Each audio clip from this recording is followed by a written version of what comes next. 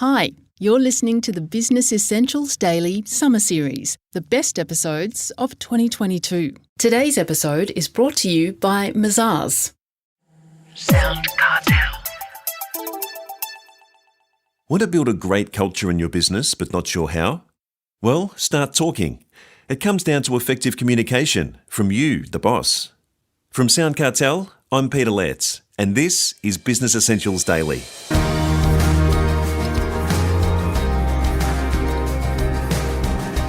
Culture is a business's unseen competitive advantage.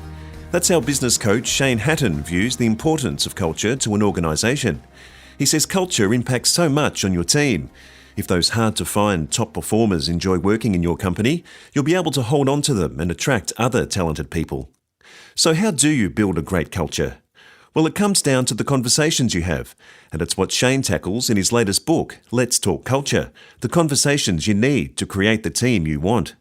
He says with staff shortages across all industries, your culture has never been so important. He relays to Chris Ashmore some research done by Gallup. The top 20% of performers are the kind of people that are asking questions about culture, whereas everybody else are asking questions about paychecks and perks. What are my annual leave entitlements? They're all asking transactional conversations and questions, whereas people who are really high performers and top talent, they're asking, what's the culture like to work in this organization? So what can a bad culture do to a business? Bad culture can really influence how people go home at the end of the day. And if you were to ask yourself as a leader or as a team member or as a business owner, how do I go home at the end of the day? Do I go home feeling energized, excited about my work, or do I just go home at the end of the day feeling depleted? And I reckon that's the consequences of bad culture on an individual. So whose responsibility is it to build a culture in a business? It's such a fascinating question. We did a research project in the September of last year, and we asked 1,000 managers across Australia, who's responsible for culture? And of course, all the managers pointed to the top of the organisation and said, well, our senior executive team are all responsible for leading it. The head of the organisation is responsible for setting it. Whereas us, the managers, we're responsible for living it out every day and addressing all the cultural inconsistencies and communicating it to everybody.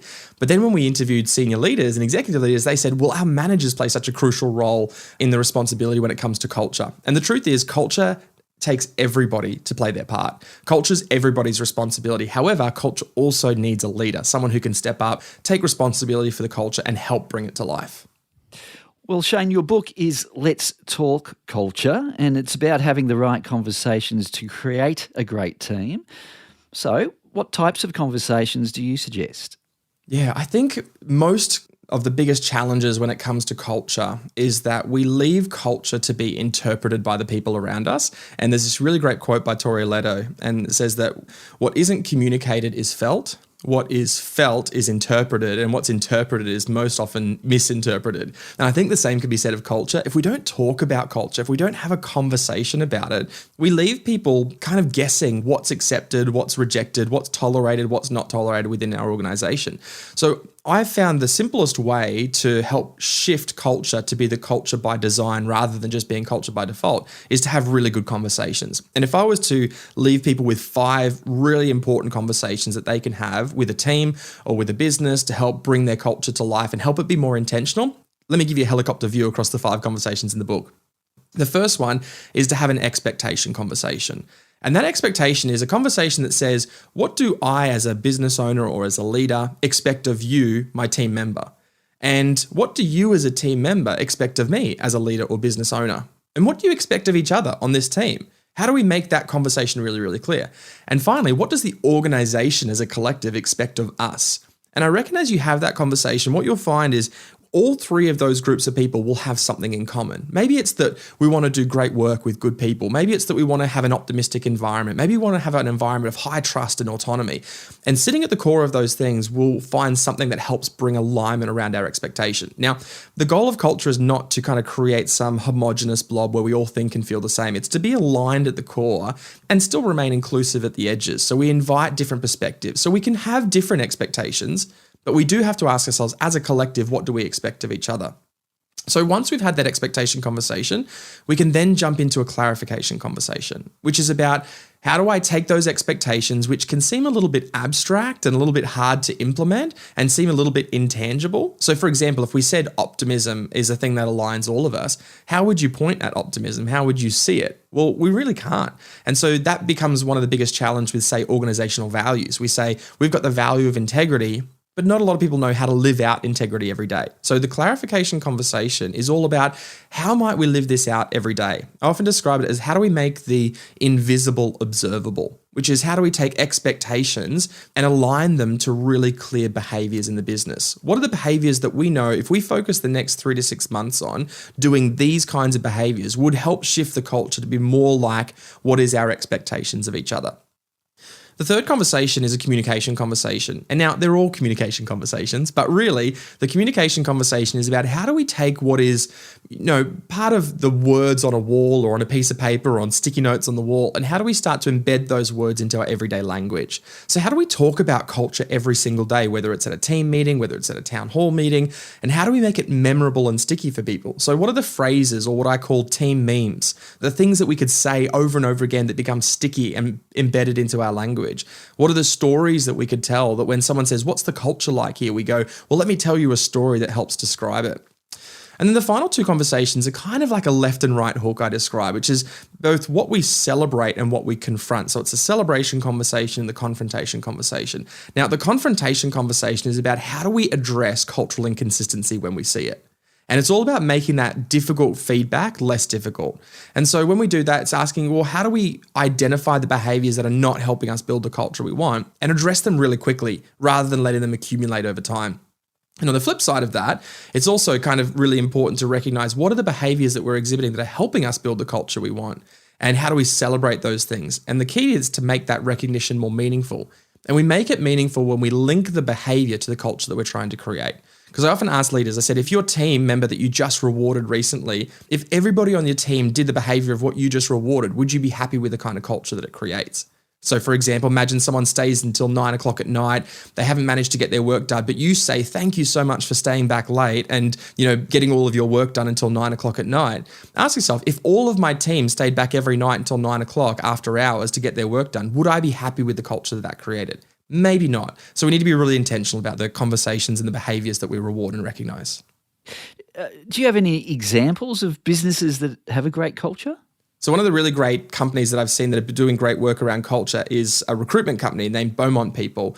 And they were named the best culture in Australia under 100 people. And Nikki Beaumont, the founder, is a phenomenal leader. And she said what has been so crucial to their business has been creating a culture of celebration, because what they celebrate, they see more of within the business. They've been voted as one of the best cultures under 100 people. Cisco is a global company that is consistently voted in the top cultures around the world and are doing phenomenal things just in terms of making culture explicit. They're really, really clear about this is our culture and that's not our culture. And I think they're doing a great job. When there are people of different backgrounds, how does that affect the culture of the business? Yeah, what's fascinating about culture is every time you remove somebody from a team or bring somebody into the team, the culture is dynamic and so it will change. One of the things that's really important to remember about culture is averages, not aspirations. And let me unpack what I mean by that. Culture is the norms of your team. It's whatever the average is. So if you have 10 people on a team and 8 people are autonomous and trusted and empowered and 2 people aren't, then chances are your culture would generally be an autonomous, trusted, empowered culture. But if we flipped that and we said we've got 2 people that are autonomous and trusted and 8 people who are micromanaged, but we said we've got a culture of autonomy and trust, well, actually you don't, because the averages speak differently. Now, that isn't to say that culture can't be aspirational, meaning that you can be working towards a culture of trust or autonomy. So what I would say is just be mindful that every time you bring somebody in, the averages change, the norms can begin to change. And so if your culture is clear and strong and you bring somebody new in, chances are they're going to adapt to the culture. Whereas if your culture is interpreted and it's weak, chances are they will shift the average of the team.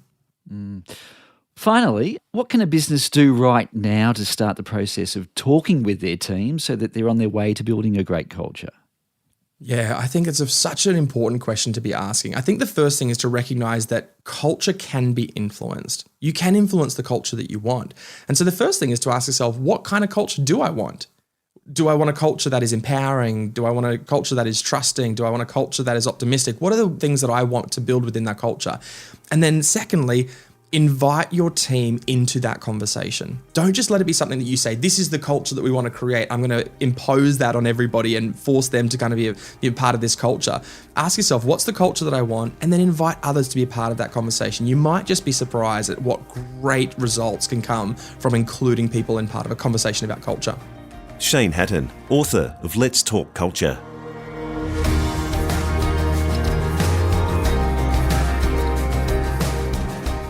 Business Essentials Daily is a SoundCartel podcast.